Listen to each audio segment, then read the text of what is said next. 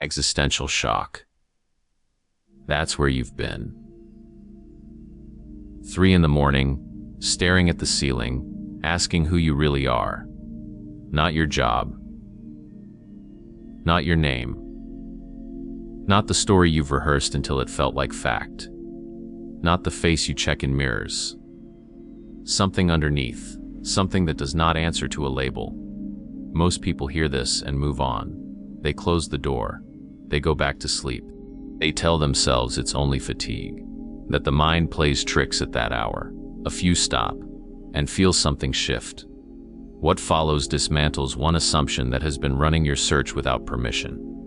The assumption that you had a beginning, that you came into this world as a stranger, packed in skin, carrying a name you never chose, building a self you were told to maintain, that you are a thing inside a body, waiting for the day it ends, that your first day was your start, and the grave will be your finish, that the calendar proves you started, and the soil proves you will stop. Believer or skeptic, you've felt that vertigo, the moment when the name you answer to suddenly sounds borrowed. That's the door this opens. Alan Watts, the philosopher who spent his life translating Eastern wisdom for the West, saw something most people miss. You didn't come into this world. You came out of it, like a leaf from a tree, like a wave from the ocean. The tree doesn't mourn the leaf. The ocean doesn't chase the wave. They are the same process, wearing different shapes. And yet you believe you had a beginning, that a specific day marked your start, that a specific day will mark your finish, that you are a package of memory and fear, sealed in skin, waiting to dissolve, that you are a separate thing, dropped into a world that was already here, a world you were somehow supposed to conquer or endure.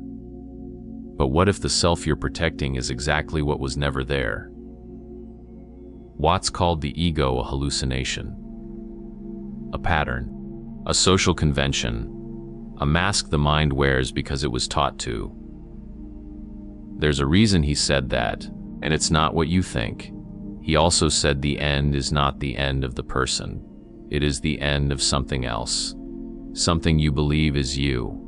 Something you have defended your entire life. Something you have cried over, fought for, and tried to make permanent. But he didn't stop here. He went deeper. He asked what was behind the mask. And the answer was not a face. It was the mirror itself. Watts went further. He said the ultimate ground of being is you. Not symbolically, not as inspiration. Literally. The same ground that holds up the stars holds up your heartbeat. You are not a visitor. You are not a stranger who arrived in a hostile place. You are the place visiting itself. Life experiencing itself in human form. The same current that moves the galaxies moves your breath. And because you are that current, you were never created. You were never separate enough to begin. You only believed you were because a story told you so. But you forgot. And you forgot because of a game. Watts called it the game of black and white. The game where you must pretend that on is different from off. That living is different from outside. That you are here and the world is there. They are not different things. They are poles of the same process, like the two sides of a coin, like the in-breath and the out-breath. You cannot have one without the other, and the whole game depends on you believing they are enemies. That arriving is a start, and leaving is a finish. That you are winning when you stay alive and losing when you don't. But the game is rigged. The rules were written by people who also forgot they were playing, and the prize you are chasing, permanent survival of a self, was never available.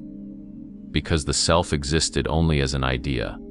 You were chasing the protection of a ghost that only existed because you kept looking for it. The looking was real. The ghost was not. You were not looking at a self. You were looking as the self, and the self was the looking. This is where language becomes the trap. Watts saw it clearly. Language is a net that divides the indivisible. It cuts the world into pieces so we can talk about it. We say I and world, as if they were two separate items on a shelf. But the division is grammatical. It is not real. Behind the words, behind the names, behind the fear, there is only the happening, the continuous unbroken happening that you are. The skin is not a barrier. It is a bridge. The air you breathe was inside a tree yesterday. The water in your blood was in a cloud last week. You are the world looking at itself. And what you call the end is only the process stopping this particular way of looking. The wave returns to the ocean. The leaf returns to the soil. Not lost. Released. Transformed. If part of you is resisting this right now, that resistance is worth noticing, not silencing. Watts had a way of saying it that still shocks. He said the end is not the end of the person. It is the end of the persona. The mask falls off. The actor steps out of the costume, and what remains never started. It cannot be finished, because it was never a thing to begin with. It was a pattern, a movement, a dance life danced for a while. He called the ego a hallucination, a social convention, a useful fiction that became a feared reality. The persona, the mask the actor wears, became the prisoner. And the prisoner forgot there was ever a stage. You built a fortress around nothing, and you called it me. You were taught to build a self, to defend it and improve it, to worry about its future, to accumulate memories and call them me, to believe that if this story ends, you end. But you are not a self. You are a happening, a pattern life is making, and patterns do not fear to change. The ocean does not grieve the wave. It makes a new one. The tree does not count its leaves. It grows. It simply grows. And you are that growing. You have always been that growing. Remember what you felt at the start. That vertigo. That sense that your name sounded borrowed. It was not a glitch. It was recognition. The mask slipping. For a moment, the pattern saw itself. And what it saw was not a person who needs to be saved from the end. It was life, quietly noticing that it was never separate.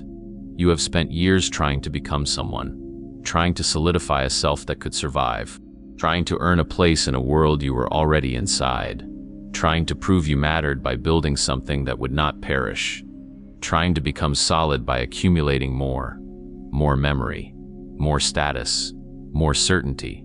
You wanted more proof that you existed. But the self was never the point. The point was the looking, the experiencing, a temporary, irreplaceable way life is shaped right now, through your eyes, your hands, your wondering. You were never born. And because you were never born, you cannot die. You are not a thing that ends. You are not a package to be unwrapped and discarded. You are a verb life is still speaking, a wave the ocean has not finished making. And when the wave returns, the ocean does not lose. It simply continues, wearing a new shape. The same water and ground, wearing a different dance. The same life, looking through different eyes. There is nothing to save. There is only something to see. And what you see is already free. So let the mask rest. You do not need to hold it up anymore. The fear of the end was only the fear of losing what was never yours to begin with. A mask, a name, a story you agreed to tell until it felt like fact. A role you played so well you mistook it for the actor. The wave was always water. The leaf was always tree. And you were always the ground of being, wearing a temporary shape, believing you were separate. The shape will change, the ground will not. You were never born. You do not need to die. You only need to stop pretending you were ever something that could. The looking continues. The wondering continues. The silence that follows is not empty. It is full of what you really are, and what you really are never started. It simply is. As it always was. As it always will be. Not a person. Not a thing. Only what is. Just this, just here, just now. And that is enough. Always.